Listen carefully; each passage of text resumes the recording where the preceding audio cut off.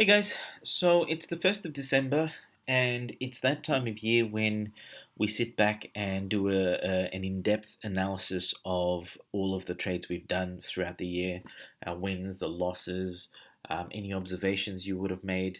And this is also an opportunity to go through the whole entire year and to collect as much data as we possibly can to see what the market's done on a monthly basis to what it's done on a quarterly basis, and then look to see what level of fundamental influences have impacted on the market and whether your present criteria is working for you or not. And then going forward, here's an opportunity. You've got 30 days to establish new goals for 2020. It will establish goals for the whole year, and then how you're going to break that down into quarterly goals. And I'm going to give you some insight into how to manifest better for 2020. Okay, so the first thing that I'd like you guys to do, and this is going to become a little bit more in depth to what you guys have been normally doing, is I want you to go back onto whatever your favorite two or three currency pairs have been throughout 2019, and whatever currency pairs you want to be trading into 2020. I want you to jump onto the daily chart. I'm going to zoom out here. Now, go find wherever the 1st of January 2019 was, right? So use your crosshairs, drop it on wherever you'd like, and look at the date at the bottom here, and that will generally tell you where the start of January was. So I've got mine here on the 2nd of Jan. It doesn't really matter if it's exact, just find where the start is and then go find where the end of Jan is for you. So for me, I've dropped it here on the 1st of Feb, and then keep doing that for the start and the finish of every single month. So effectively what we're doing here is we're breaking down the structure into monthly bits, right? So at the end of it, now this is, I haven't done it for December yet, so this is the 1st of December, and that there finished off on the 29th. So I'll just grab one of my verticals and then drop it on there. So you've got these dates at the bottom that tell you the start and the end of the month. And so within this section here, in each of these sections between those red lines, what you've got is what the market did throughout that entire month. So when you're looking at it this way, and then you're going back over what the market had done in the previous months, it gives you a bird's eye view, a more of a clearer picture as to why you possibly sucked in trading for that month. Now, if we look at November, it's clear that all the market did from somewhere in towards the end of October, the market just ranged. And so a lot of people would have been caught up in a lot of bad trades, say somewhere here, and it probably would have resulted in some losing trades, right? Now, when you're looking at it from this point of view, what I want you to then do is to start identifying. First of all, just zoom out a little bit and look at the whole entire year overall, and then look to see what the market did. Now, we can say just from looking at what you've got on your screen right now, one insight we could pick up is that the market pretty much finished off somewhere very close to where it started in the year, right? So it started here within this these lines here, which is pretty much support and resistance lines that I have drawn in from at some point. And so market started off here when within the January period, it was within this space, right? And we've now finished off within this space, right? So what that tells us is that the pound currency finds itself at its most comfortable within that area. Now, when we consider what was happening with the pound at the start of the year, there was some degree of uncertainty that existed, right? And then now we know that there is still some degree of uncertainty because of Brexit, because of the elections that's coming up on the 12th of December, I believe, in the UK, which is going to decide possibly the fate of the UK and this union moving forward. And so the markets come back to what the market considers right now a safe zone, right? So that's one insight. The other thing we can start to note is to say, well, the first quarter of the year really didn't give us too many opportunities, right? We know that in March, the market just ranged wicks to the high. We've got a bit of a descending triangle structure that's set up here. And then going forward, probably in June or May, where we start to see somewhat of a trend beginning to happen. Now, the questions that you need to start asking yourself is, what is it that I'm seeing on my screen? So let me zoom in there a little bit. What is it that I'm seeing on my screen that can give me some degree of indication that this market is moving somewhere that I can trade, right? So the idea of everything that I teach on this channel really isn't to get you guys to trade in a certain way or give you a criteria or a strategy that I want you to abide by. My point of view here is, and let me make this very, very clear, because a lot of trading channels, a lot of the programs out there, their goal really is to give you a criteria, give you a strategy for you to then go and trade, right? That's not something I do. And the reason is that I've tried this out with all of the clients that I've had in the past, right? This never works. So, what my approach has always been is education. My idea of what I'm trying to get you to do is to become as familiar as you possibly can with structures in the market and market movements. So, when you're looking at this here, what I want you to be looking at is not so much saying, hey, I'm looking for an engulfing candle because this is what Shiva said. Instead, what I'd like you to do is to say, all right, question yourself. What am I seeing here that's telling me, or what would tell you that this market is going to continue going south, as opposed to here, where this market would have pushed down? What indications do you get, or what insight are you getting from here that doesn't exist here, right? Now, you could, just through the observation there, you could come up with a couple of things. The first thing is, you might say, well, I recognize this breakout that happens here. Now, I can't recall when I actually drew these lines in. So I can't tell you right now off the top of my head if they were drawn prior to these setups, or did I put that in later, right? But so let's just say, for instance, this doesn't exist, these two yellow lines, right? So let's say this breakout happens, and this is on the daily chart, mind you, and you find your way down from the 4-hourly to the hourly to the 15-minute chart, and you're saying in your top-down analysis that all of the charts are giving the same story.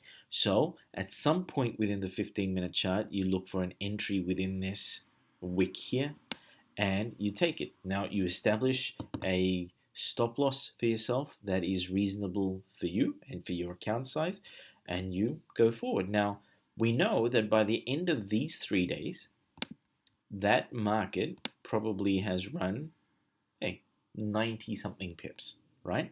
Now, the question that you need to ask yourself there is, if you were to take this breakout trade, first of all, where would your stop loss be? And secondly, what would be an indication for you as to when you should exit this market?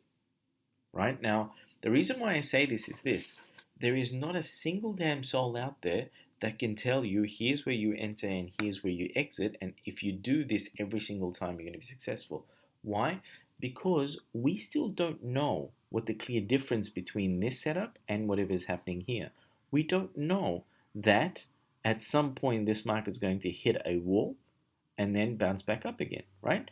We don't know here that this market's going to continue going south. So how would you approach that? And in this case, what we might say is, this is something what I personally do. I might take an entry and I'll have a stop loss in place. And I'll say, okay, once I'm in the money, right, I will keep writing this and keep moving my stop loss. And I do this manually rather than setting up a trailing stop loss. I might say, when the next candle finishes off that's in green, that gives me some indication that this is going to be a bit of a reversal, that's when I'll probably take profit, right? So look at it that way and jot this down. Get your trading book out, write this down. When you find, once you've done your analysis throughout the year, In each month section, you're looking to see what the market did for the whole entire month. Were there structures that the market created? Were there any sort of behavior like double tops and triple tops around your EMAs? Were there the EMA 250 crosses that you observed? And if you did, maybe possibly go through any notes that you have made in regards to any major fundamental things that happen throughout the year and say, okay, so this is what the market did in June. The pound started to weaken against the US dollar, right? So pound USD, pound started to weaken against the US dollar. The question in your head should be, why did that happen? Was the US dollar strengthening? Was the pound weakening? Was there some crap happening in regards to Brexit, and so the pound couldn't hack it? Were there any negative economic data releases in relation to the pound? Right, these are the things that you're starting to look at. It's almost like you've got a wall and you're trying to join dots. So you're trying to find who the murderer was and what the link between such and such person was. So as you do this whole picture in your head should start to make little tidbits of sense, right? And as you're doing this as well, I would recommend that you start looking at where the body and the wicks have been and start drawing these lines in.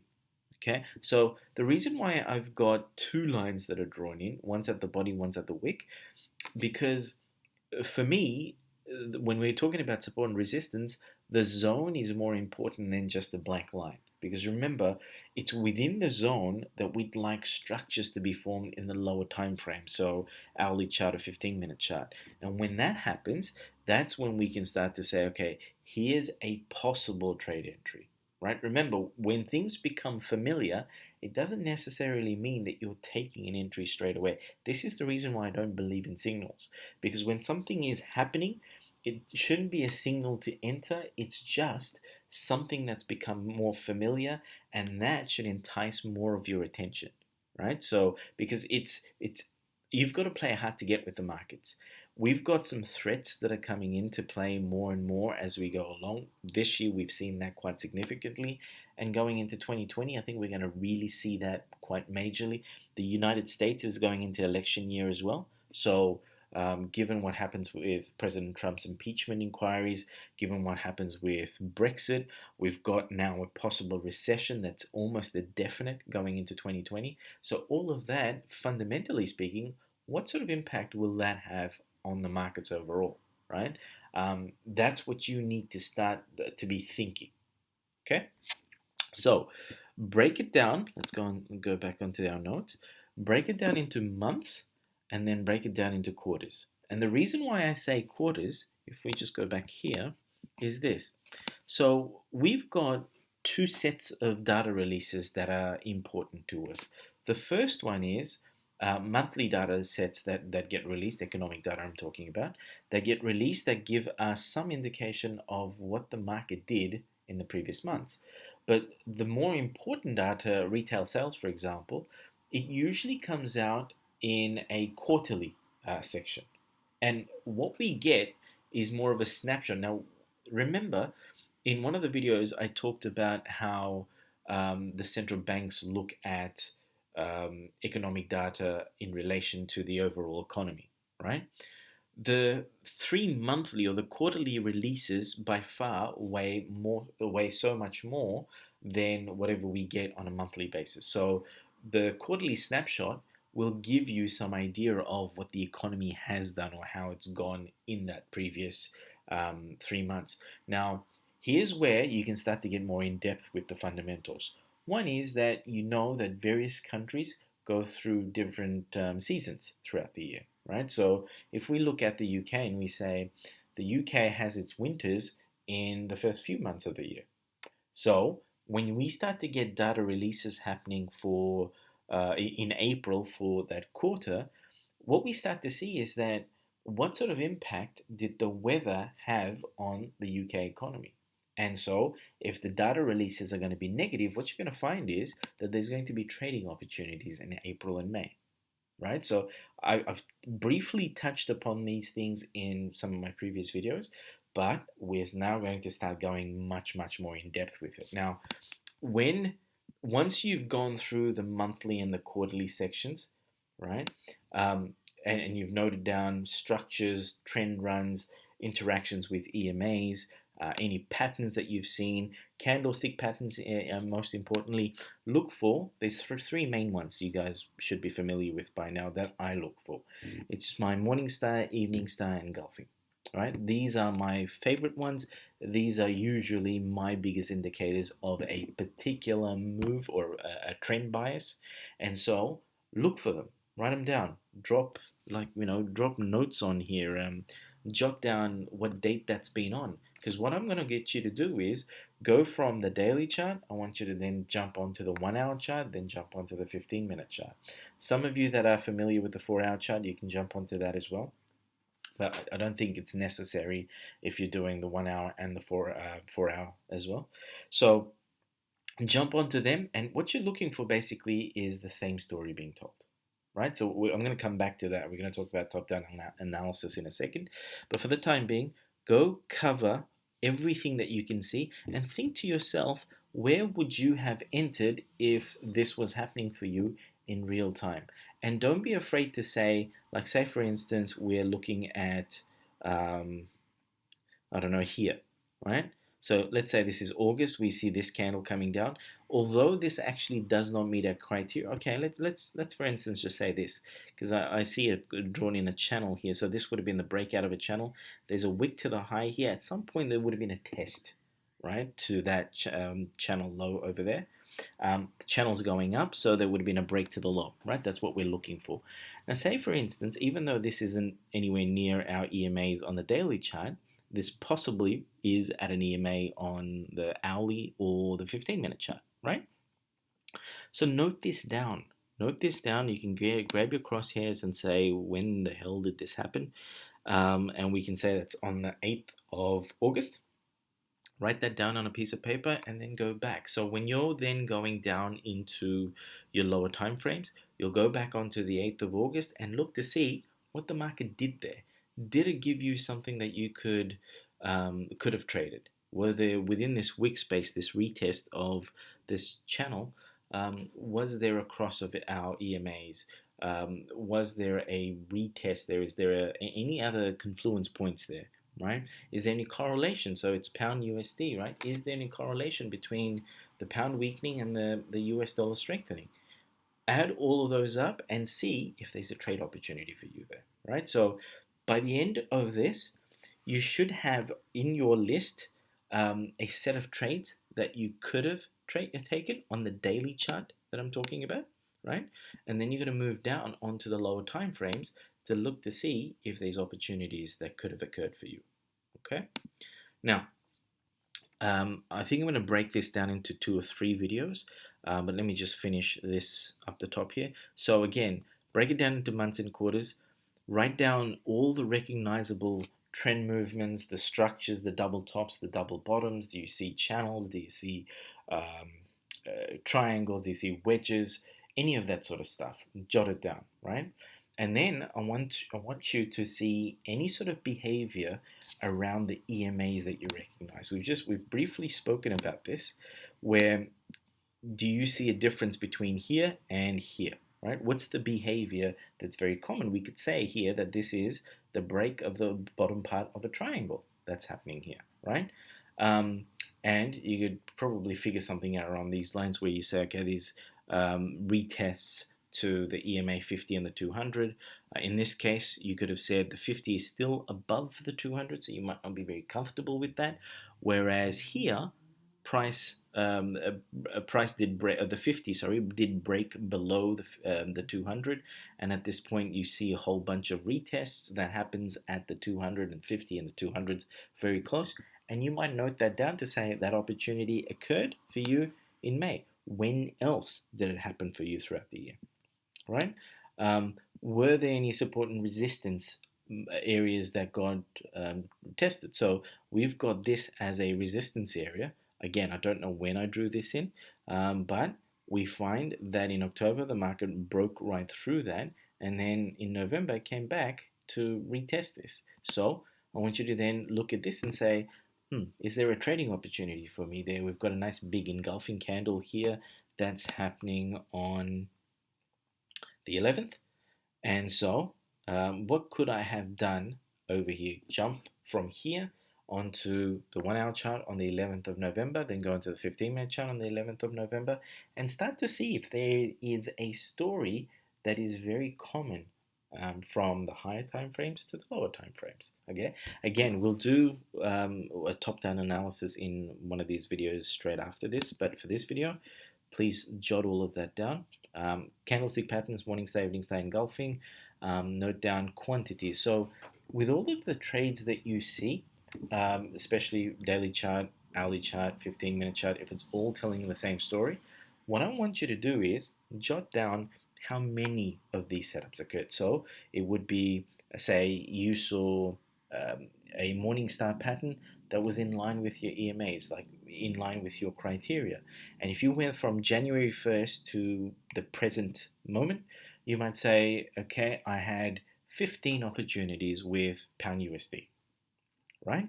And then you go back and you see how many of them were winners, how of them were losers, what would the average stop loss be? So jot that down. If you're good at with spreadsheets, create a spreadsheet for yourself, right?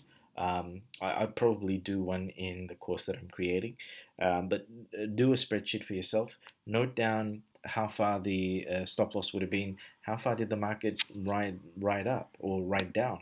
So if we see, say here, we're going to go through this, analyze this. This is an evening star pattern. Let's say, for instance, we took our entry right at the open of this. We want to see how far we would have had to put our stop loss. We want to see where did the market go to before it bounced back up again. So in this case, over the next 4 days, market went to 118 pips, and then on the fifth day, it would have pulled all the way back to about 35 pips. So what we want to know is, in the next day, the day after or so, how far could we have ridden that? What the average of something along those lines is, right? So if you had 15 trades and you say every single one of these 15 trades, when I saw this setup happen, if I would have taken that trade, then I would have easily made 50 pips because some of them went 65 pips, some of them went 80 pips, some of them went 55 pips. So you could say, now here's a trading opportunity that when I see this, that out of 15 times, 15 wins would have occurred if I would have walked away with, say, 30 pips or 40 pips or 50 pips on that trade. And you could say, I could nullify this trade if my cutoff comfortable area for a stop loss is 20 pips, but these trades required a much bigger stop loss. So you're increasing your risk, right? Even though they would have made you 100 pips, it doesn't really matter. You've got to be very strict with your own criteria. So if you would have had one that required, say, 30 pip stop loss, don't compromise there. So you would have said, okay, now out of those 15 trades, because of the stop loss, I'm down to about 9 possible trades that I could have done with a Morningstar setup in pound USD. Now, for the whole entire year, that might sound sucky, right? Whether it's on a daily chart or hourly or a 15-minute chart. But think about it this way.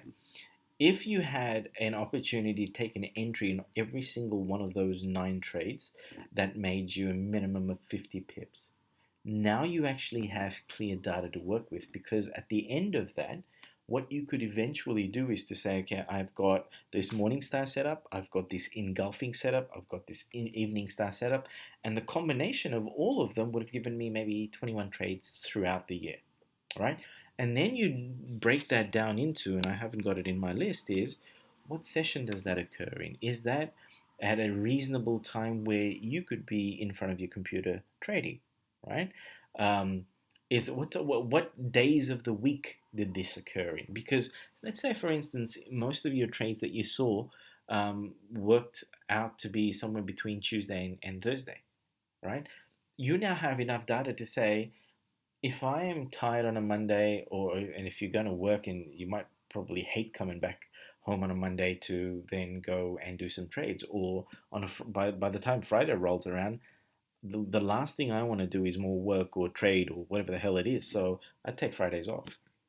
And you might say it's a complete waste of time for me to devote any time to trading on a Monday or a Friday, right? So do that level of analysis, and you might also find that you're probably trying to trade the Asian session, but you might think, well, all of these setups happened during the London session, right? Although the setups will keep changing between sessions, you now have clear data that says the majority of the trades that you're looking for happens at, say, London session or New York session, right? Jot all of that down, because now all of the fears that you would have had, all of the uncertainties that you have within your subconscious mind is as a result of something that you're completely unaware of. Collecting this data is now filling in those gaps. And now you're going to go into 2020 with a shitload more of confidence within you. Okay?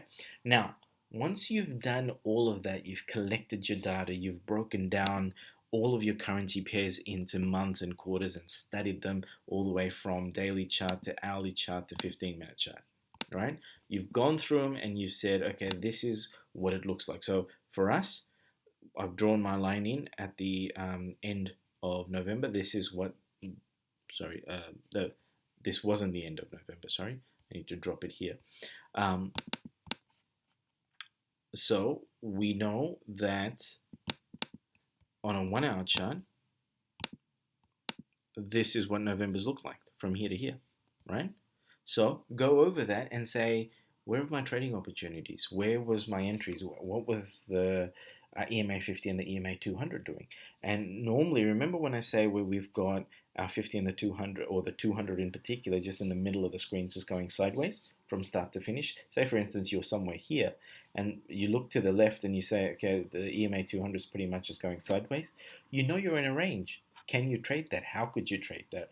What sort of strategy or approach would you employ when the market's ranging? Because again, when you're looking at the daily chart, here's the other thing that I want you to consider is to say throughout that 12-month period, how much of that time was the market ranging and how much of that time was the market trending? So what you'll find is in this case, when we're looking at it, yeah, there's probably an even mark in relation to the number of months that the market was trending and the number of months in which the market was ranging, right? So look at all of that and say to yourself, what would my approach be when the market goes into a range?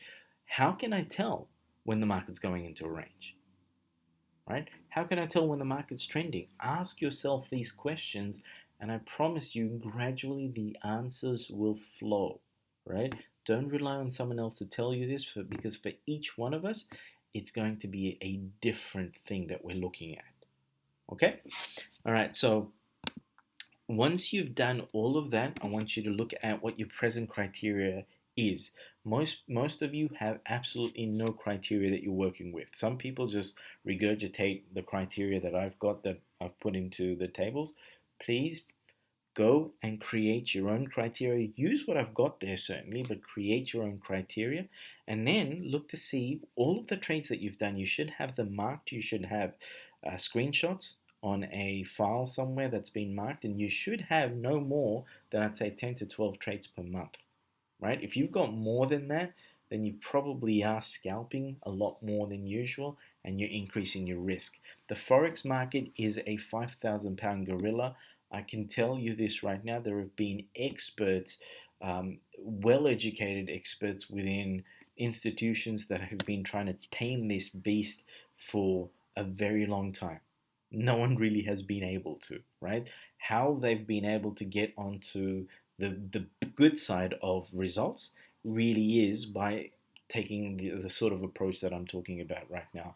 We limit our trades. We're careful in regards to how we approach these trades. Most of you guys will probably get bored shitless if you trade like me, because I might look at the charts and then have a plan of attack, a strategy that would go for weeks, maybe a month or 2 months, where I'm looking and I'm expecting something. And the idea is that when whatever we're expecting comes into play, well, that gives you an opportunity to go in heavy, right? That's the sort of approach I want you to start building. So, what results did you get? What were the losses? What were the wins? What was good about the wins you made? What was bad about the losses that you made? What did you learn from them?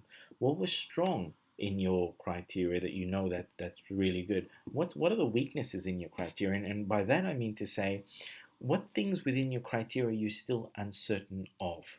Right? For example, the type of EMA 50 and 200 cross that happens, or Are you comfortable with when it happens, right? You might say, when I talk about the Elliott wave structure and I say that when the 50 and the 200 cross and they pull away significantly, right? So let me just go into a chart and talk about this. When the 250 cross and they pull away, like this sort of behavior happens at after the cross or during the cross of the 50 and 200. Generally speaking, in my head, the first thing that happens is for me to say, is this the first wave of the Elliott wave structure? That's what we're expecting. Remember, you don't have to be able to jump in and say, hey, I see this every single time. For me, I'm saying, is this the first wave of the Elliott wave structure?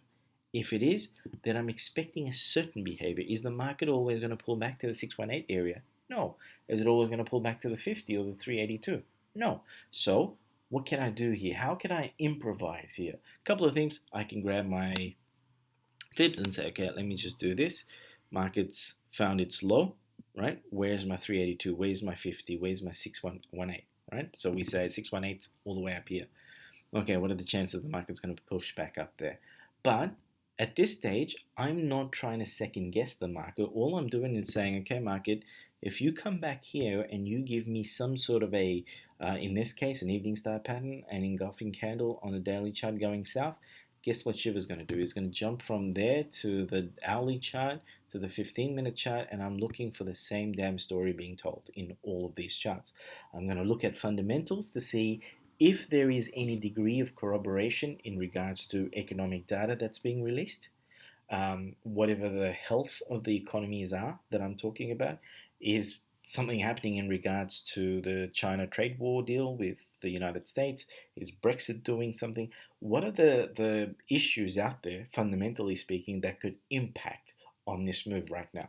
So once I have that in front of me, that's when I then decide on a lower time frame if this is worth my attention, worth my entry, right? And then after that, I'm looking for a stop loss. I'm looking for a candlestick pattern that will give me entry. I'm looking to see what the previous lows have been.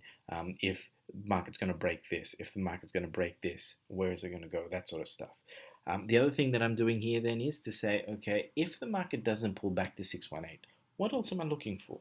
Right? So I might go towards the left, and I think maybe this is what we've done here. I might go towards the left, and I'm looking at a clear support area that will turn into a resistance area. All of these things start applying, so you're just trying to fill in the gaps. Okay? Start doing that sort of stuff, and then I want you to consider if there's any changes that you need to make to your criteria, please do that. Do that now, and give yourself the rest of December to become intimate with that criteria. Make it be a part of yourself. Okay. Now, I'm going to do some of the threats for 2020 before I cut this video off, and I'll come into another video that discusses top-down analysis. So the threats that we've got going into 2020, there's a number of them, and I haven't put another one. Trade war. Okay. Trade war with China. Now, Brexit is a big one. Elections in, I think on the 12th of December, that's really going to decide what we're going to do moving forward. At this stage, I'm really not sure how the market's going to react if the Brexit deal goes through or if it doesn't. If there's going to be a no deal of Brexit, some of the considerations we need to start to make is to say there's a lot of financial institutions that exist in London. They operate across borders into Europe as well. Many of these have financial products, insurance products, and the like. And the question then that comes forward is to say, how is that going to continue to operate? Because a lot of these policies may become invalid, right? There's also news about companies that were considering opening headquarters or warehouses or plants and the like in one of these countries, whether it's in the European Union or in the UK. Now, because of the uncertainty here, what we're finding is that some are opening in the UK, but if they were going to then operate also for Europe, chances are they're going to make some changes. I know I've read about Tesla, where they've moved a possible production facility that they were going to open in the UK, and that's now happening in Germany. So, what are the implications for the economies there? Right? Consider that.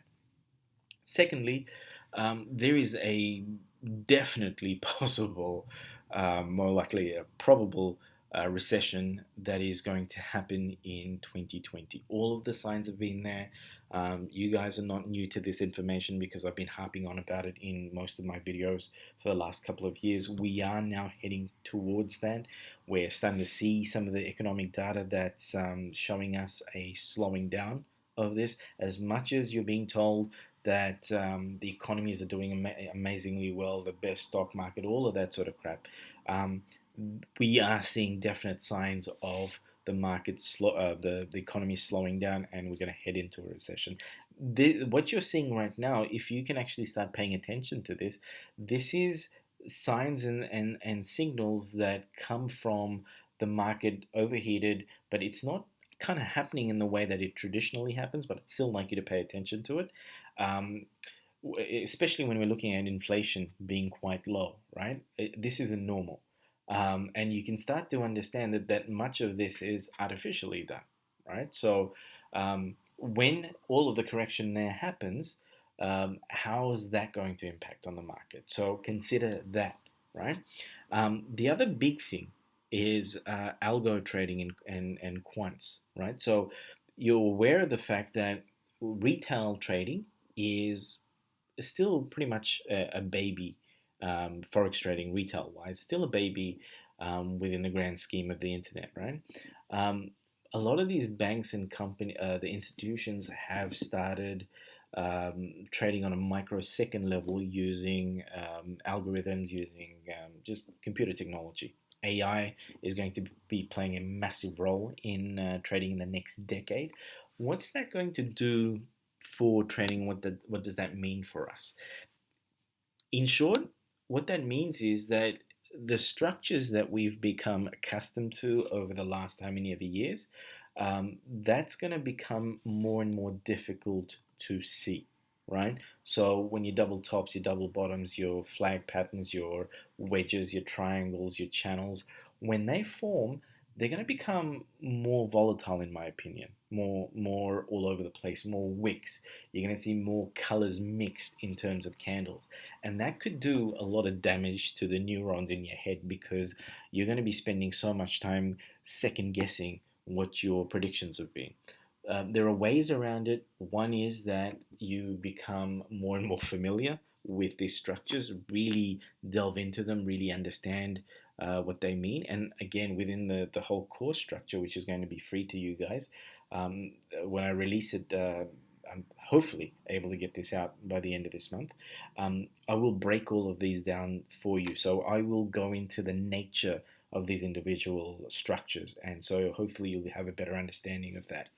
Um, so what you're going to find is that it's going to kind of smooth out. It won't be so easy to see the market movements that tend to happen. Again, the more familiar you become with it, that will actually help you then deal with what the markets are doing. And the other issue with something along these lines, why this actually happens is, with each candle, each 15-minute candle that we're looking at, there's now banks that used to probably take positions going in one direction. Now, those computer systems in that 15-minute period probably would have done hundreds of tiny trades, like on a microsecond level, right? So that's where you're getting buy and sell orders all over the place. And so what I mean by smoothing out of the markets, when you're looking at investing.com and it says 50% of the traders are going long, 50% of the traders are going short.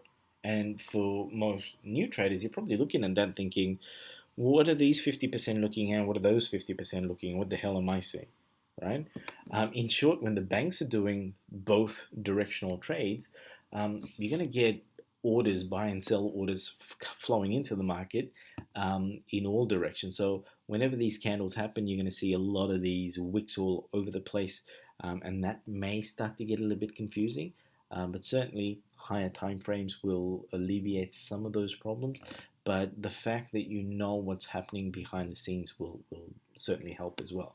The other thing that I think will be very important for all of you is starting to understand fundamentals. I touched upon that in the past, but now than ever, I think in the last 4 or 5, even in the last 10 years, every one of you could have gotten away with just technical analysis. But going into 2020, I think fundamental analysis is going to become more and more and more important. Good news in regards to on that front is that I am in production of a whole series for fundamental analysis. I have roughly about 68 economic data releases that I'm going to break down and explain to you guys, in addition to economies, the major world economies. There's so many of them, 68 of them is massive.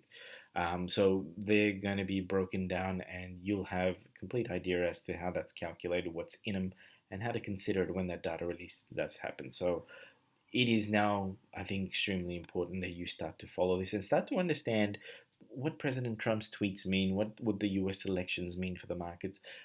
When the next recession comes, what are we looking at? What type of recession is this going to be? Because keep in mind, the last 2007, 2008, massive issue there was the subprime mortgage market, right? Everything else, to some extent, was impacted, but that wasn't the true cause of what the crash was about.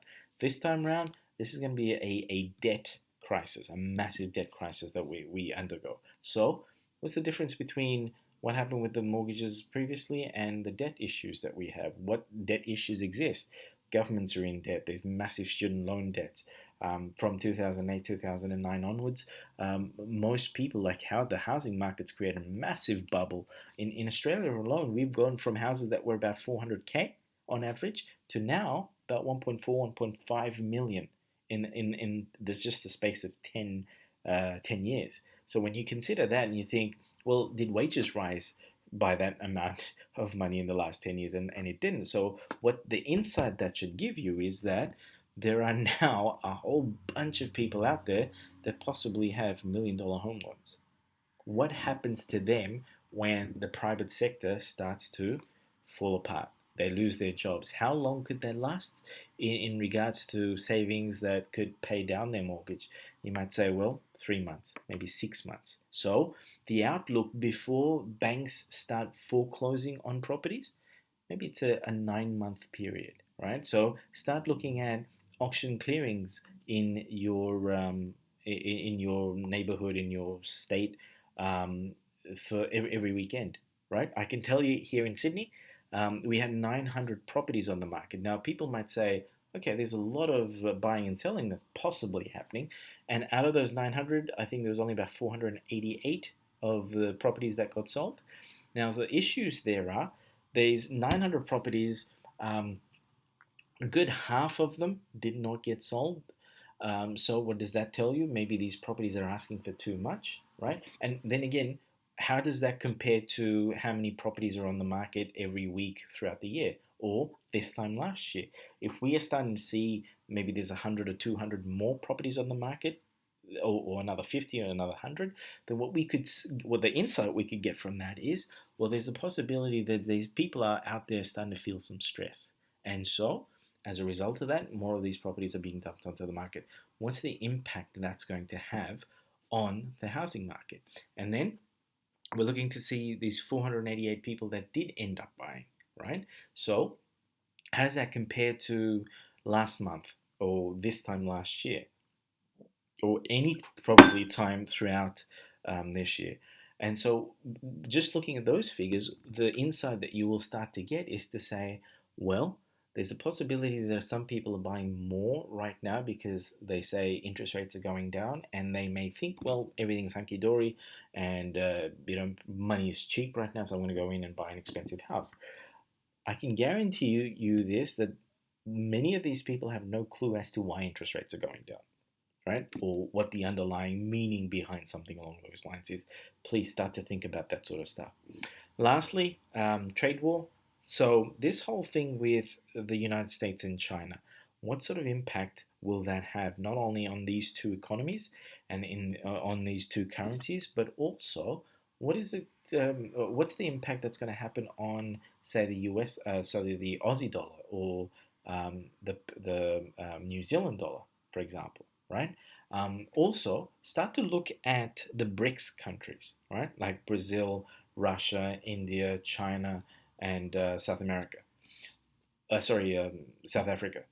What we're looking at here is to say, okay, well, these countries now are starting to form more of a stronger strategic partnership. So, and the goal really is that they want to start to create cryptocurrency. So again, blockchain. What's the effect blockchain is going to have over the next decade? They want to use cryptocurrencies to have easier, will bypass the SWIFT system to have easier exchanges amongst themselves without bringing any harm to their own currencies. And by doing this, what that would mean is that they will not need to use the US dollar as an exchange mechanism, right? Um, or an exchange vehicle. So when we consider that, what sort of impact will that now have on the US dollar going forward? When we consider that Russia had exposure about 50% in regards to all of its exchanges that it used to do, it was exposed to the US dollar for about 50% of their international transactions. Now that's down to about 2%. So when you consider that, you say there's a whole chunk of Russia's exchanges internationally where they don't use the US dollar anymore. So what does that mean for the US dollar, and what does that mean for the overall economy, globally speaking? Okay, lots to consider, and I'm going to finish off this video with just one last thing to think about. 2020 is not just the beginning of another year, it's the beginning of the next decade, right? End of one, the beginning of another one. Each decade, there's one thing that I always look at to say what's going to happen socially and technologically in the world over the next 10 years. What things could we look out at? One, we know that machine learning and AI has been massive. So we possibly will have now where AI take over a lot of jobs out there, right? So consider that. How does that impact on the global economy when more of technology is doing what normal people used to do? That's the first thing. The second thing is looking at trading for ourselves. We're going away from now just algorithms to now where um, artificial intelligence will start to trade on behalf of these banks, right? If that's happening, and AI is going to be learning at a much faster rate than anything we can comprehend, right? Consciously speaking. So, what's the impact that's going to have on our trading ability as retail traders? Two is to say, what sort of social changes do you see or foresee in the next decade, right? So, in the early 2000s, we had this whole coffee craze. So, how does that social change impact on how we interact, how we do stuff, right? That's the first thing. I want you to start to look at now the social unrest that's existing globally. Look at what's happening in Hong Kong, Bolivia, France, Venezuela, all of these countries, and you start to think, well, there's starting to be some degree of uprisings that are happening. This is very, very common around this 75-year mark when it comes to economic cycles, right? We've got a massive debt issue, and that gap between the rich and the poor has become bigger and bigger and bigger. There are massive chunks of the United States that resemble a third world country at this stage. So, what will happen with these people eventually that will impact globally, economically speaking? What may happen to fiat currency? And then you think cryptocurrencies. What would the central banks do in regards to the whole Bitcoin craze, right? Actually, that's for another video. All right, so guys, consider this. Please go ahead and go do this data analysis, write all of these things down, and reach out to me if you need to, if there's something you don't understand, or just drop a comment below this video, and I'll try and answer as much of all of that as possible. The next video straight after this I'm going to do is talk about a top-down analysis approach, and I'm going to do another separate video to help you establish goals going into 2020, and we're going to use law of attraction and all that stuff in there as well. Okay? All right. Adios.